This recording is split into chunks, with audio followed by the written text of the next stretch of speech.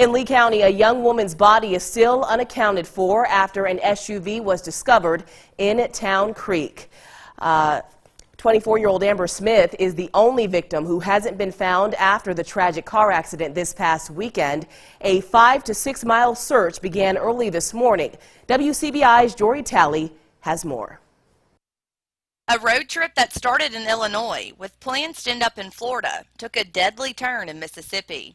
The older model Tahoe was thrown in between two bridges, and Lee County Sheriff Jim Johnson says the depth from the bridge to the water was like hitting concrete. You could actually see on the railing of the bridge where the vehicle slid along the railing for quite some time, teetering which way it was going to go, back on the road or go over the bridge. But with the force and the speed variable and the weight factor, the centrifugal force took it over. Once they identified 30-year-old Sean Haygood, 25-year-old Heather Urine, and 29-year-old Terrence Wedge Jr., their investigations led them to a fourth passenger. They found this identification in the vehicle of this fourth person.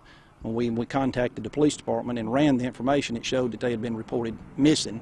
And according to family members and people that knew them, they were all in the car together at 10 or 10:30 on Friday morning, leaving on this trip. From their starting point, takes about 9 to 11 hours to get to where they crashed, leaving the sheriff to believe it happened between midnight and 6 a.m. on Saturday. Johnson says they're hoping the black box recovered from the SUV will give them the information they're looking for. If we can get the exact time that they went over the bridge, calculate that with when we had the rain that would have raised the water, then we may can come up with some definite answer of the body should float at this particular point in the search or whatever. So, all this is critical whenever you're dealing with the unknown. The terrain where they're searching is another challenge. Do an overland search, you're searching in the water, searching the banks, so just the vegetation on the side of the banks, they're going along in water just ankle deep, and next thing you know it's 5 or 10 foot deep, so they're paddling. Next minute they're trying to push the boat along in some real shallow water.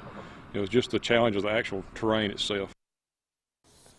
That was Jory Talley reporting. Johnson made it clear that he believes they will find Smith's body. The Tupelo Fire Department and Rescue Team, the Lee County Sheriff's Department, Mississippi Wildlife and Fisheries, along with other agencies, are helping with the search.